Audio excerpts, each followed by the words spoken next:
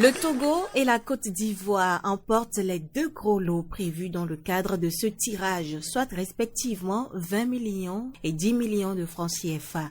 Il y a quelques semaines encore, de son lieu de résidence, Yamoussoukro en Côte d'Ivoire, Guillaume Kofi Konan n'aurait pu s'imaginer être l'un des heureux élus.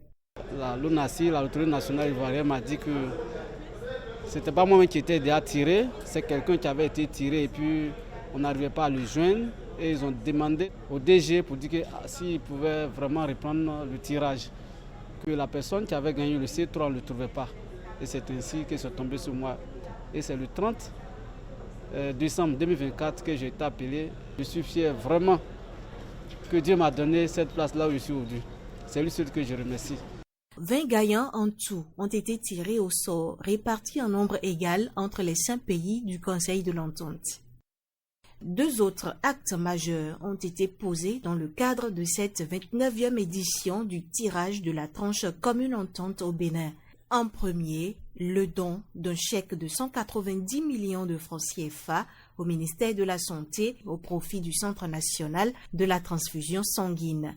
En second, l'aide apportée à 40 jeunes et femmes entrepreneurs à la suite d'un appel à candidature. C'est par les réseaux sociaux que j'ai eu l'information. Et comme ça, j'ai postulé et puis je suis lauréat de ce soir. Le projet, ça concerne la pisciculture, la production de poissons. Le Togo sera l'hôte du grand tirage de la 30e édition de la tranche commune entente.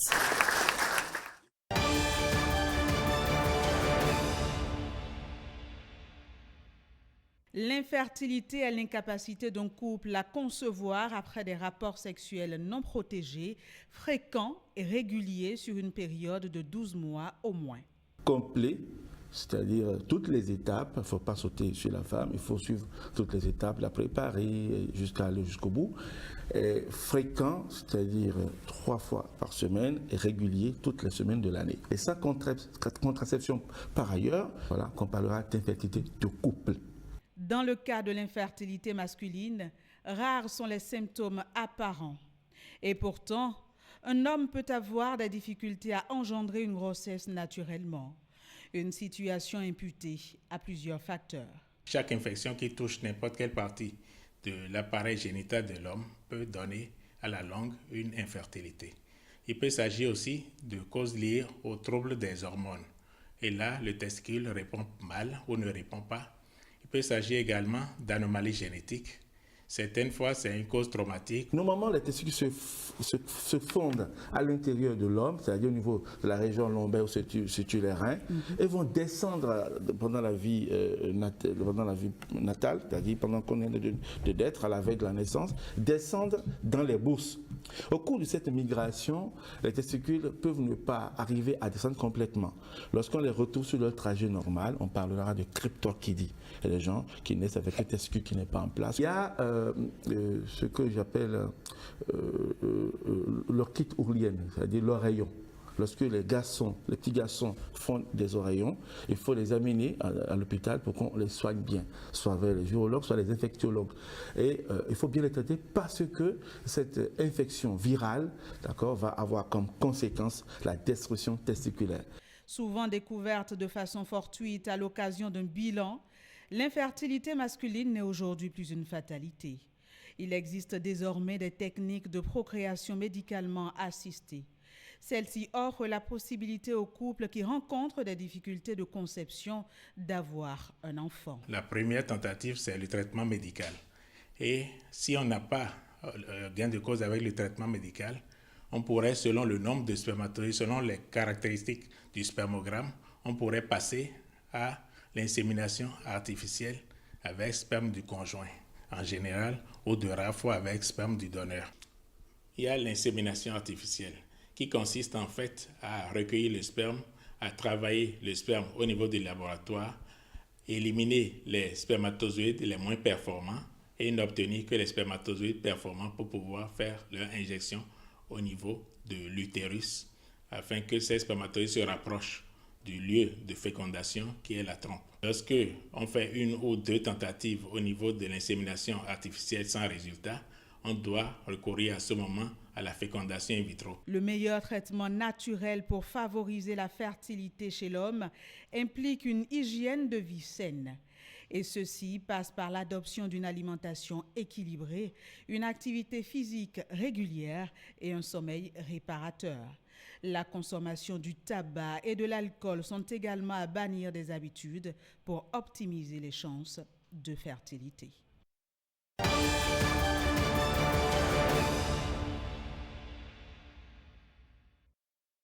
Vodous Dei, c'est une manifestation pour réveiller les esprits de nos ancêtres. C'est une manière de les honorer. Nos ancêtres s'étaient partis avec les mains vides, déshumanisés, pour la traverser, arriver en Haïti. L'esprit de nos ancêtres, cette divinité-là qu'ils avaient conservée, qui nous ont conduits à avoir notre indépendance. Un peuple qui ignore sa tradition, sa croyance, sa religion ne sera jamais un peuple. Notre mission, c'est de doter Haïti, le peuple noir, partout au Bénin, de leur propre spiritualité. Si votre spiritualité est influencée, tout sera influencé. Moi, j'ai retrouvé ma vérité en rencontrant mes ancêtres. C'est le moment aussi, vous avez votre mission de chercher votre vérité. Permettez-moi de remercier le président Talon. Depuis 7 ans, j'ai initié ces voyages. Je peux vous en dire long les changements que j'ai vus à chaque pas. J'ai l'impression que ça va à une vitesse tellement, je me dis non. Si Haïti avait cette chance-là d'avoir un dirigeant pareil, on serait très loin. Donc, Monsieur Talon, nous les Haïtiens, nous sommes fiers de vous. On vient avec des gens qui sont originaires d'Haïtiens pour se ressourcer, pour se reconnecter au Bénin. Parce que lorsqu'on est ici au Bénin, je vois mes parents en regardant vos visages, je vois mes enfants, on se revoit, on est chez soi. On visite différents royaumes, on se reconnecte, on s'est initié, on a passé un mois au couvent.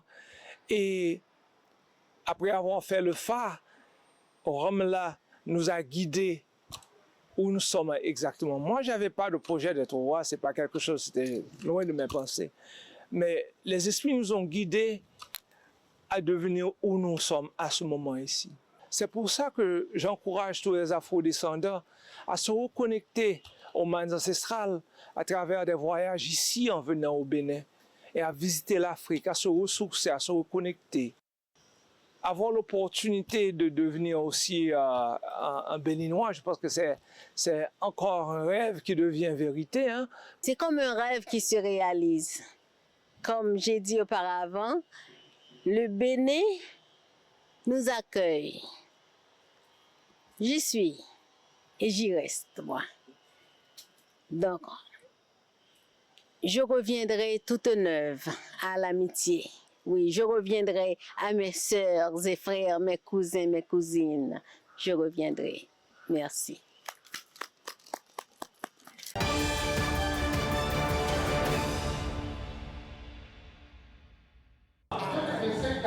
L'an 2025, l'an la bonne santé à Dès les premières heures de ces séances de prière, les participants ont afflué. Ils représentent diverses communautés. Ils sont venus confier leurs activités au Tout-Puissant. Nous avons entendu la parole de Dieu dans le livre de Esther sous le thème « L'élévation de Mardochée ».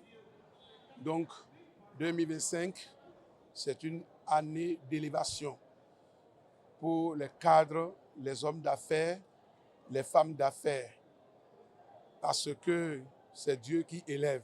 Dans une ambiance empreinte de solennité, des prières ferventes ont été adressées à Dieu. Des prières en faveur du président de la République, de son gouvernement et du peuple béninois. Nous pensons que les autorités seront inspirées pour prendre les diverses lois qui glorifient le nom de notre Seigneur et inspirer les autorités au plus haut niveau pour que nous puissions, la main dans la main, conduire la République sur le chemin que Dieu veut bien pour que la prospérité soit partagée. Notre prière, c'est que l'année prochaine, que les gens viennent encore en grand nombre et que l'onction de Dieu se multiplie davantage sur son serviteur. Le pasteur est un homme qui a la foi qui vit en Dieu et qui sait communiquer sa foi aux gens. Cette prière témoigne de l'importance de l'interconnexion entre Dieu et la gouvernance dans les sociétés modernes.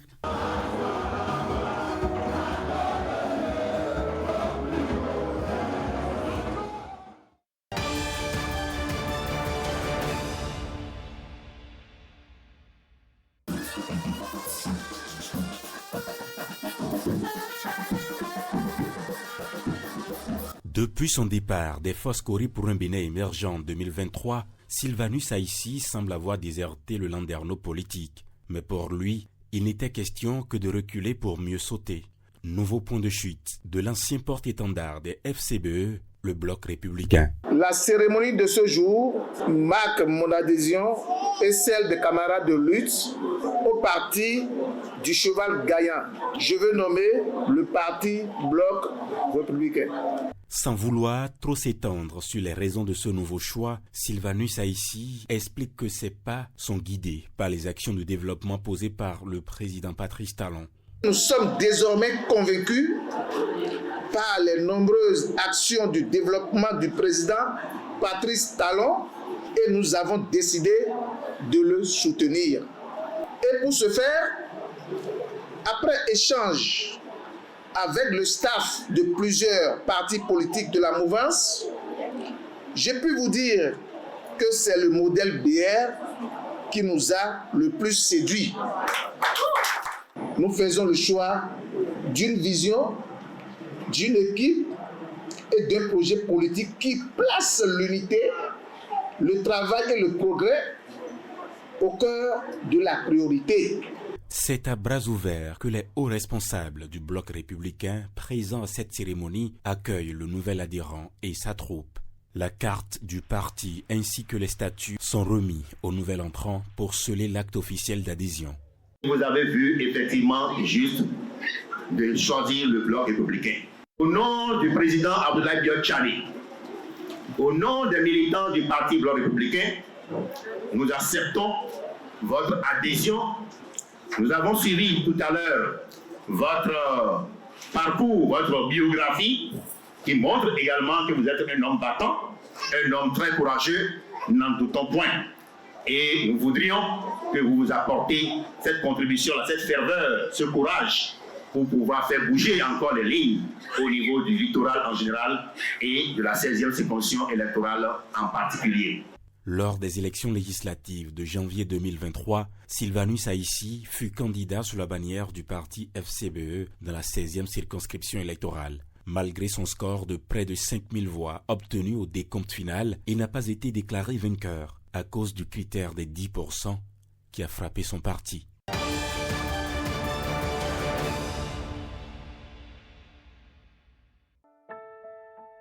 Confiserie préférée des salles de cinéma depuis plus de 100 ans, le popcorn ravit plus de monde qu'il n'en agace. Enfants comme adultes en raffolent. À l'origine, la tradition du popcorn au cinéma vient des États-Unis. Avec l'arrivée du son sur grand écran, le cinéma devient un loisir de plus en plus populaire. En pleine crise financière, une entrepreneuse du Missouri installe des stands de popcorn dans les halls de maisons de cinéma. Une idée qui fait mouche. Le popcorn devient ainsi une manne financière importante pour les distributeurs de films, aussi bien en Afrique que dans les pays occidentaux. Le 19 janvier est alors baptisé Journée internationale du popcorn pour promouvoir cette confiserie si facile à cuisiner. Autrefois, les popcorns sont concoctés de la manière la plus simple possible. Un peu d'huile dans une casserole, rajouter les maïs, refermer la casserole et observer les maïs éclore, puis le tour est joué. De nos jours, on y rajoute parfois un peu plus d'esthétique, pour ne pas dire de couleur. Aujourd'hui, cette amuse-bouche est commercialisée comme de petits pains un peu partout, dans les marchés à ciel ouvert, dans les supermarchés et même dans les feux tricolores.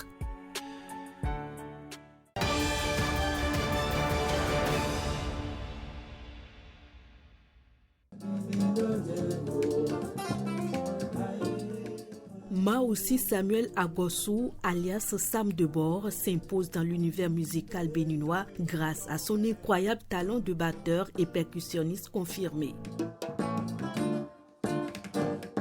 Sa virtuosité l'a conduit à collaborer avec des icônes de la musique telles que Sagoran Danialou et le célèbre groupe Super Odivi de l'ORTB.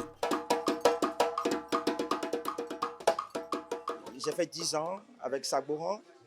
Je suis le premier batteur qui a écrit quand même quelque chose, imaginé, après ces 10 ans, sorti quelque chose. Tout ce qu'il nous a appris, c'est du live. Playback ne vient pas chez lui.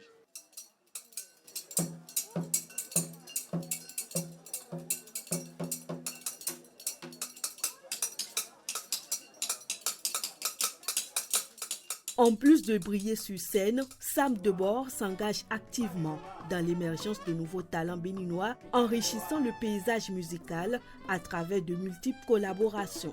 Aujourd'hui, il dévoile une nouvelle facette de son art en tant que conteur traditionnel avec un style unique et captivant. Ma musique, je sais que voilà, ça ne va pas seulement rester au Bénin. C'est une création. C'est une musique de recherche, c'est une musique corporelle et c'est une musique atypique.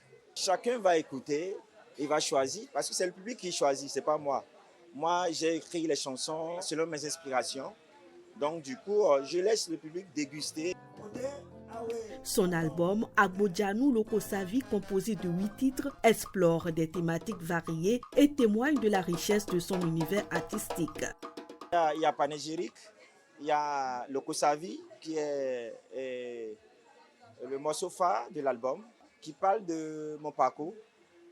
Je suis né à Lokosa, mais j'ai grandi à Porto-Novo. Donc j'ai parlé de mon parcours. Nous n'avons rien apporté sur cette terre. Donc on est venu les mains vides, on va encore repartir les mains vides. Disponible dès maintenant sur toutes les plateformes digitales, cet opus promet de marquer les esprits et de célébrer la culture béninoise.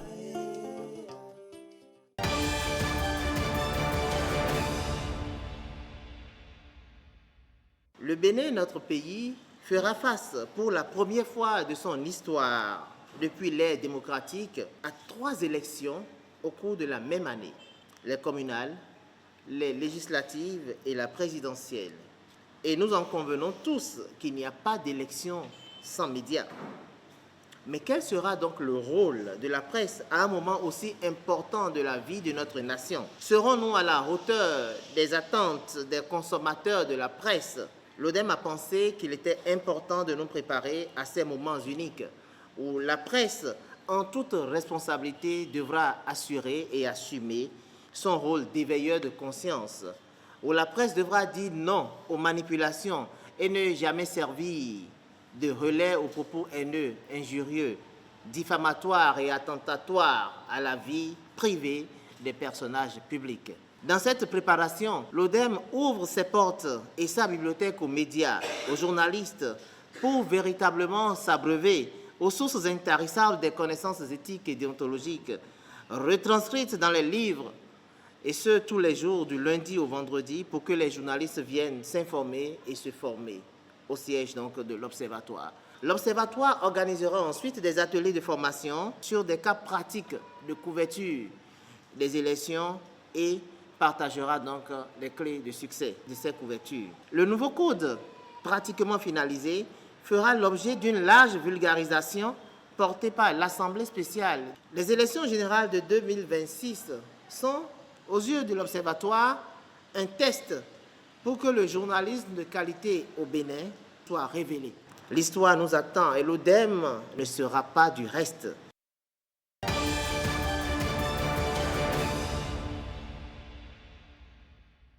L'Observatoire de la déontologie lance donc la première édition des prix Jérôme Carlos pour célébrer l'excellence dans les médias. Pour cette première édition, il sera pris en compte les productions médiatiques allant de janvier à août 2025. Les prix Jérôme Carlos de l'excellence dans les médias visent à récompenser le travail des professionnels des médias béninois, de la presse écrite, de la radio, de la télévision et de la presse en ligne, qui se sont distingués positivement par des productions et publications de qualité dans les domaines suivants: cohésion sociale, lutte contre l'extrémisme violent, démocratie, paix et liberté, environnement, éducation, inclusion, enfance, sport et santé, sécurité et protection des frontières nationales, femmes, violences basées sur le genre et leadership. Le candidat donc, au prix ODEM, Jérôme Carlos, doit être un journaliste béninois régulièrement employé dans un organe de presse ou exerçant en freelance et inscrit sur la liste des journalistes reconnus par la haute autorité de l'audiovisuel et de la communication. L'ODEM va décerner une récompense à la meilleure production dans chaque catégorie: presse écrite, radio, télévision et presse en ligne. Les candidats intéressés peuvent donc écrire à l'ODEM via l'adresse odemofficiel@gmail.com pour obtenir le dossier de candidature.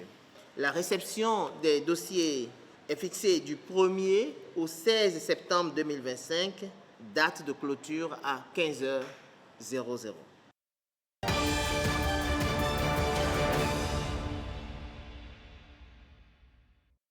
Il y a notamment 3 critères qui ont permis de déterminer les tarifs à payer pour la redevance d'enlèvement de déchets. Le premier critère, c'est le type de service fourni à la maison concernée.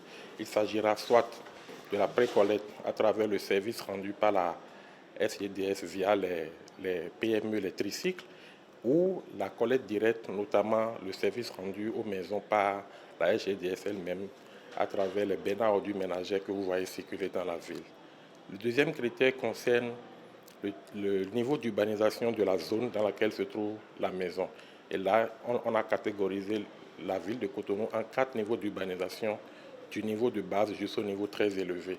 Et le dernier critère concerne le type de foncier bâti qui permet de distinguer les maisons uniques où réside un seul occupant avec sa famille, ou les maisons multiples qui sont des immeubles à location, des ou communes, comme on dit, qui abritent plusieurs entités. Les tarifs varient de 3 000 francs par mois par maison jusqu'à 30 000 francs par mois par maison, en fonction justement des différents critères qui ont été énumérés. Mais je tiens à préciser pour la ville de Cotonou, par exemple, que la grande majorité, notamment au moins 90% de la ville de Cotonou est concernée par les 2 tarifs, 3 000 francs ou 5 000 francs, en fonction de ce que la maison est habitée par un ménage unique ou plusieurs ménages. Les modes de paiement qui sont prévus excluent d'office tout paiement en espèces. Il est prévu de payer les factures soit sur le portail national des services publics ou à travers la plateforme des paiements électroniques que nous appelons généralement Mobile Money, à travers un code court unique valable pour tous les 3 réseaux, qui est le code étoile 611 dièse. Que ce soit MTN, Move ou Celtis, la société SGDS sera ajoutée sur cette plateforme d'ici la fin du mois de janvier pour que les populations qui vont recevoir les factures de redevance d'enlèvement de déchets puissent payer facilement leurs factures. Il est question pour les propriétaires de maisons de retenir, de conserver le numéro de référence qui leur permettra chaque fois de payer la facture dès qu'ils en auront besoin. Il est prévu que pour chaque mois, dès que le mois est écoulé, les propriétaires de maisons ont jusqu'à la date 15 du mois suivant pour payer la facture. Le montant étant unique, la plateforme donne la latitude aux propriétaires de maisons de cocher un ou plusieurs mois, ou même tous les mois de l'année, et de payer en fonction de leurs moyens.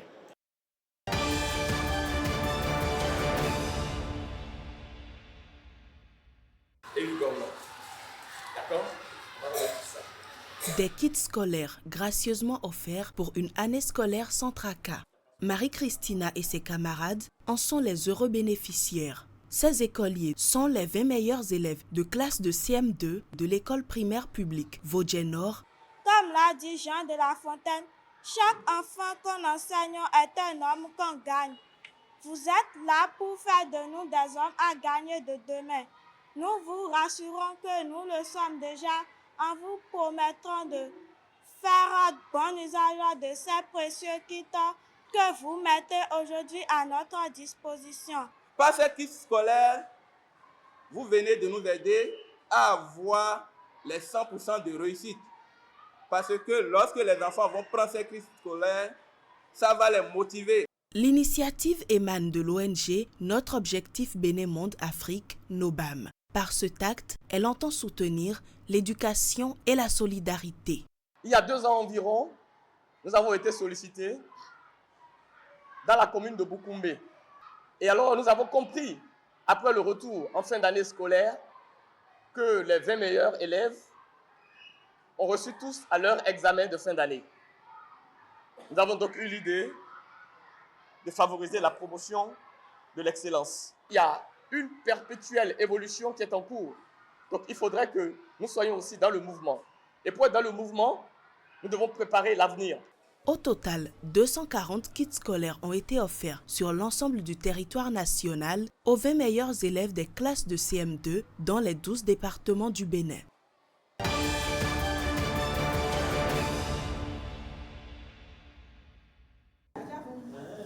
Poser les bases d'une société plus inclusive et solidaire. C'est le sens de cette cérémonie de distribution des cartes d'égalité de chance aux personnes handicapées des collines. Elles détiennent désormais un précieux document.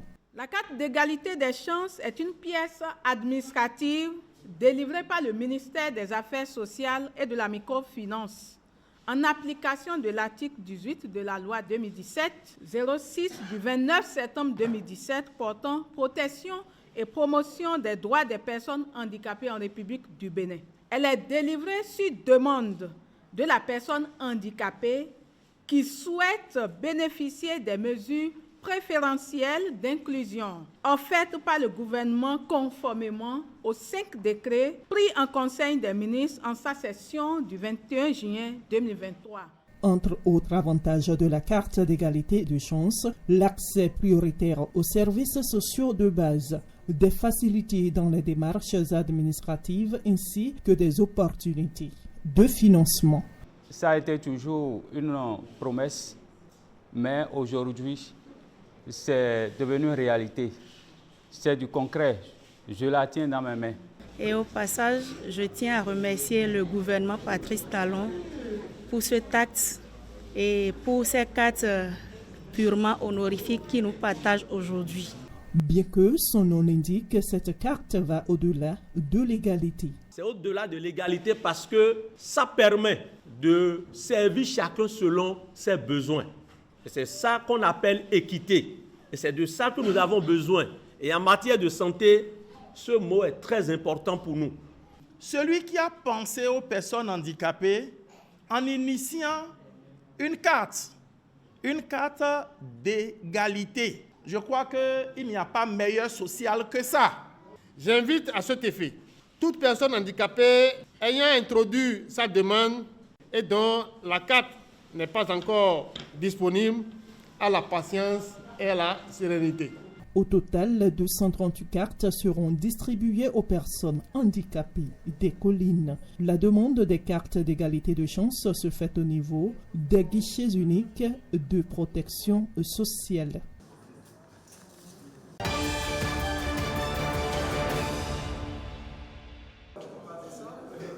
Disons,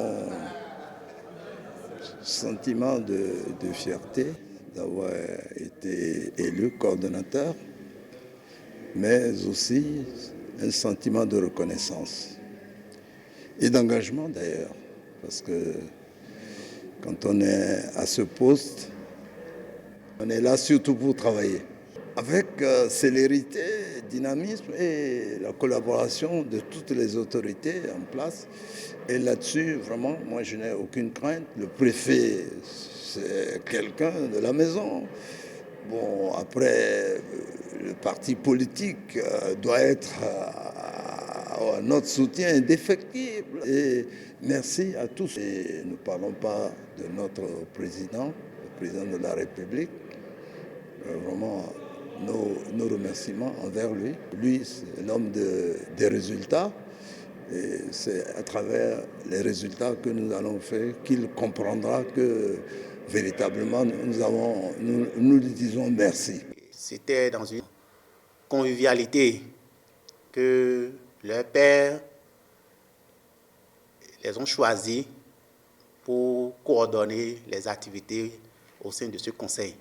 Le CES avait une compétence nationale, mais avec les nouvelles réformes, nous notons une déconcentration au niveau départemental.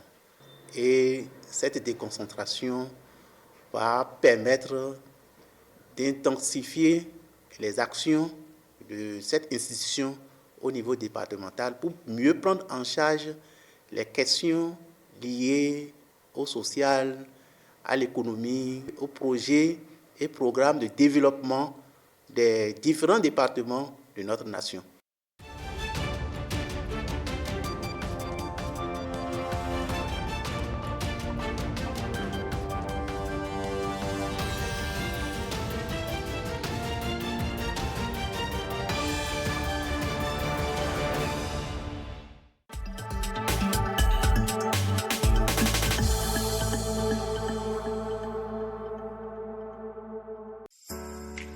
Jeudi. Vous savez, c'est avec l'adoption de la loi numéro 2021-14 du 20 décembre 2021 qui porte, disons, code de l'administration territoriale. Tout a commencé par là. C'est cette loi qui a vraiment changé la donne dans le secteur de la décentralisation. Qu'est-ce qui donc a fondamentalement changé dans la gestion des communes depuis ces 8 dernières années, Monsieur le ministre? Depuis avril 2016 à ce jour, les interventions du gouvernement ont impacté positivement le secteur de la décentralisation.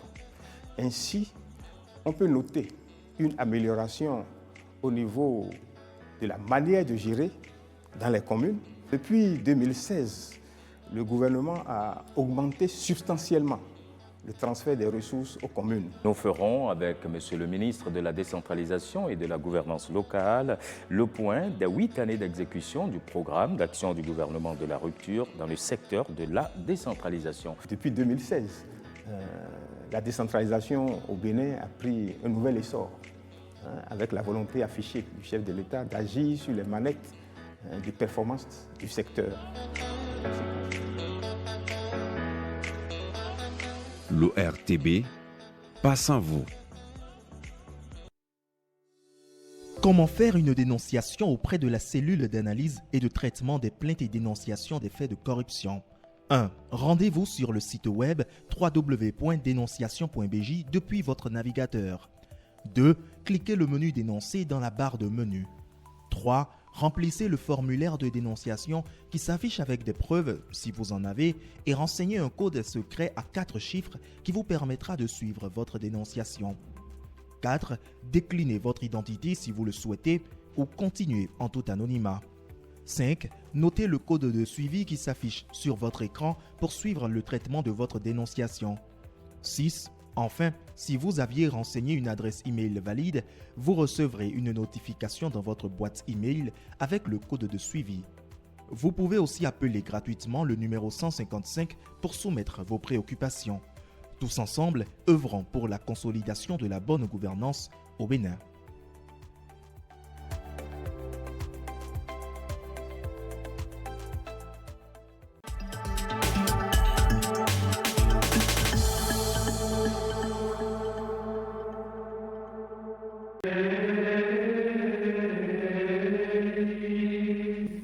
La collectivité de Souza Francisco Félix, la famille de Souza de Ouida de Porto Novo, de France et du Nigeria, les familles Gezodje d'Abomey, les familles Zinkpe de Wegboagon, les frères et sœurs, nièces et neveux, enfants et petits-enfants, les familles parentalistes et amis ont la profonde douleur de vous annoncer le décès de leur fille, sœur, tante, mère, grand-mère de Souza Thérèse. Décès survenu le 12 janvier 2025 des suites d'une courte maladie dans sa 59e année et vous prie d'assister aux cérémonies d'obsèques selon le programme ci-après. Mercredi 22 janvier à 20h, Veillée de prière et de chant au domicile de la défunte, quartier Bézonpa, maison de Souza Nestor. Jeudi 23 janvier 2025 à 9h, levée du corps suivi de la cérémonie religieuse au domicile de la défunte, quartier Bézonpa, maison de Souza Nestor. 11h, enterrement au cimetière de Diegondahu. Les veillées de prière selon les rites de l'église du christianisme céleste auront lieu le samedi 25 janvier, le lundi 27 janvier et le mardi 29 janvier 2025 sur la paroisse de l'église du christianisme céleste de Zonkwa à Porto Novo. À 20h, la messe de 8e jour aura lieu le jeudi 30 janvier 2025 à 14h. Prions pour le repos de son âme.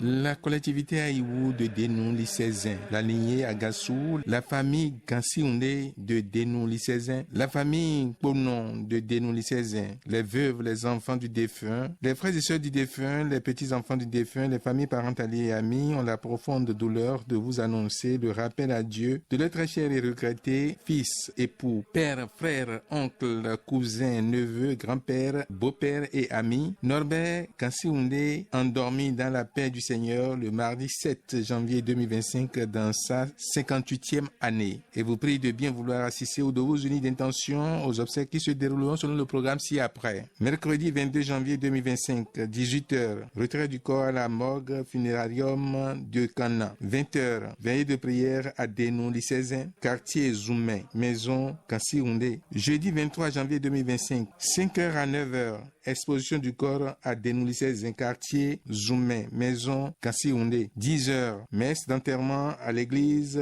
Saint-André de Denou-Lycézin. 12h, inhumation dans l'intimité familiale. Les condoléances seront reçues sur le parvis de l'église.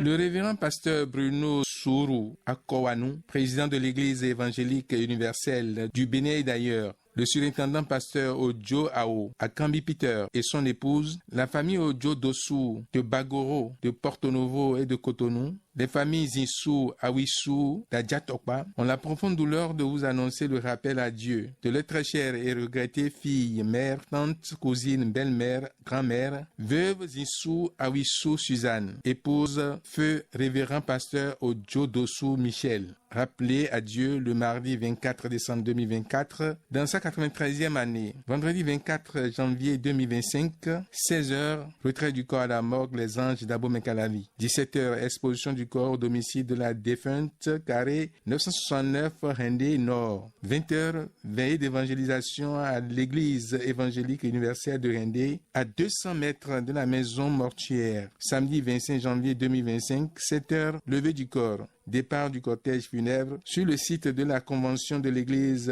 EEU à Glo-Lonsa. 10h, culte d'au revoir à Glo-Lonsa sur le site de la convention de l'église EEU. 13h, inhumation à Glo-Lonsa dans la maison de la défunte. Indication en quittant Cotonou pour Glo-Djibé. Arrivé au carrefour à Glansa, juste après la quincaillerie PVP, prenez l'avant à droite, juste à côté de la station d'essence Ewell.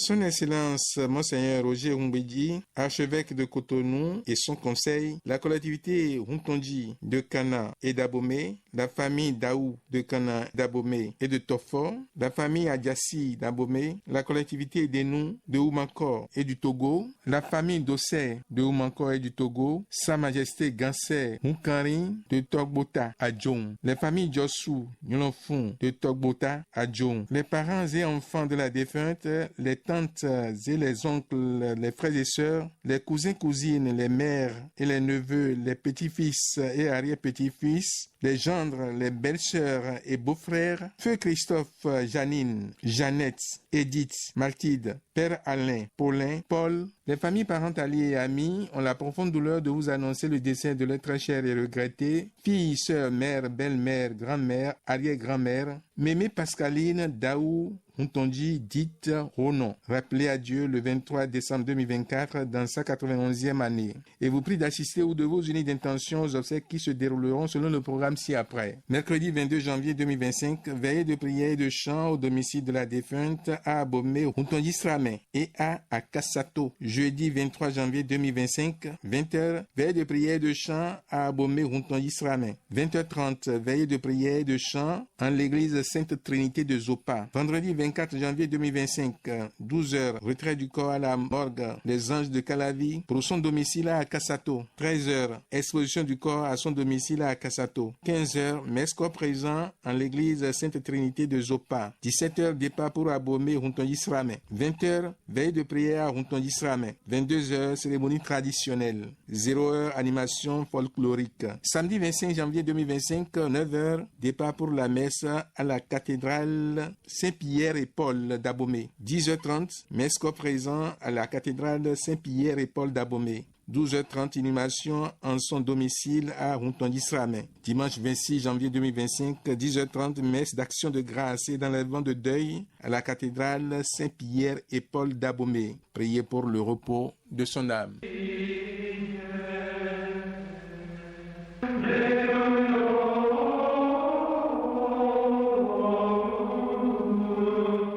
La famille Rumpati d'Azoulisse, la famille Ruessou d'Azoulisse, la veuve Gloire Assogba Rumpati, Monsieur Blaise Rumpati, agent de la Société béninoise d'énergie électrique SBEE et ses frères et sœurs. Les enfants du défunt, les cousins et cousines du défunt, les neveux et nièces du défunt, les oncles et tantes du défunt, petites filles et petits-fils du défunt, les familles, parents, alliés et amis, ont la vive et profonde douleur de vous faire part du rappel à Dieu de leur très cher regretté, Tite Louis Rumpati, ex-directeur du patrimoine, de la prévention des risques et des